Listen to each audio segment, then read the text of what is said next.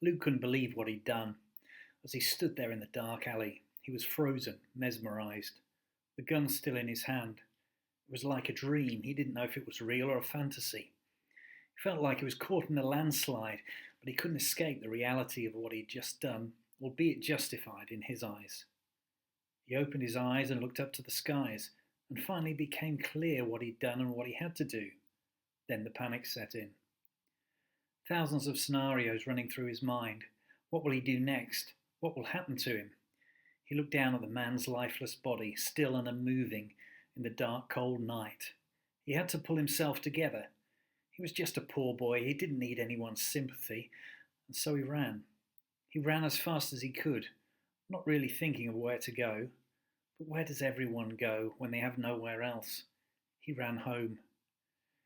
He knew it was a mistake as soon as he walked through the front door. He didn't need to burden anyone with his troubles. His mother was sat in the living room when Luke walked in the door. She could see the terrifying look on his face as she waited for him to say something. After a few minutes, which must have seemed like hours to her, he finally said, "Mama, I just killed a man. Put a gun against his head. Pulled the trigger. Now he's dead." His mother fell back in her chair, shock, horror, despair, all of the above etched all over her face. "I know my life had just begun," he continued, "and now I've gone and thrown it all away." Then his mother broke down. She was shaking uncontrollably, torrents of tears streaming from her eyes. He had to get out of here. Look what he'd done. He'd killed a man, now broke his mother's heart. How could they ever recover from this? He headed for the door once again. Before leaving, he turned back to her. "Mama, I didn't mean to make you cry. If I'm not back this time tomorrow, carry on." And with those words, he left. He was back on the street, not really thinking of where he was going, just running. He headed for the riverside. His body was aching, shivers running down his spine. He looked around at the area he grew up as he was running past. He had some good times here. Was he saying goodbye to everybody? But he had to go. He had to leave it all behind and face the truth, his truth. He didn't want to die, but sometimes wish he'd never been born at all. That it would be so much easier for the pain that his mother was about to go through.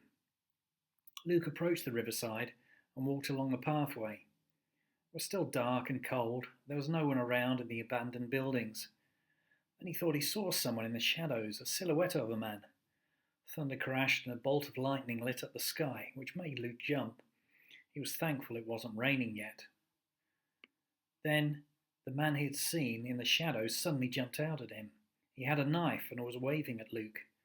This was the last thing Luke needed right now, after the night he'd had.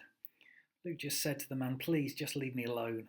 I'm just a poor boy from a poor family." The man laughed as if amused by Luke's predicament. If only he knew. Then 5 other men emerged from the shadows, all part of the man's gang, no doubt, ready to rob Luke. One of them said to the man, "He's just a poor boy from a poor family. Let's spare him his life." The man, who was obviously the leader, said something back to him in what sounded like Arabic. Ishmaelah or something. Luke didn't understand. Then in English he said, "No, we will not let him go." One of the others then said, "No, we will not let him go." Luke protested. He said he had no money and nothing of value for them. Pleaded with them to let him go. "Mamma mia," he said, "just let me go." Then everything seemed to happen so fast. Luke wasn't sure where he was or what was happening. 2 of the guys grabbed him and forced him to the ground. Some of the others started kicking him and punching him. He remembered thinking to himself, "This is payback for your sins tonight. Beelzebub has a devil put aside for him, and he is showing his face right now." The gang started throwing rocks and stones, whatever was around at him while he was lying on the floor in agony. Then the leader came over and spat in his face, and they all walked off. Luke was in so much pain he could barely get up, but he struggled to his feet, clutching his sides. He started to get his breath back. It was difficult to breathe, but he tried as hard as he could. In that moment, he made a decision. He'd had enough of everything. He was a burden to this world. He had to get out of here, right out of here, and there was only one way to go for good. He walked to the footbridge that crossed the river and climbed onto the railings.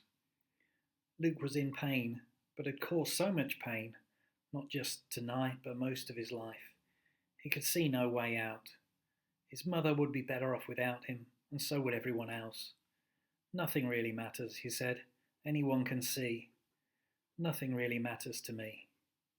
Then he jumped off the bridge and was swallowed up by the flowing river.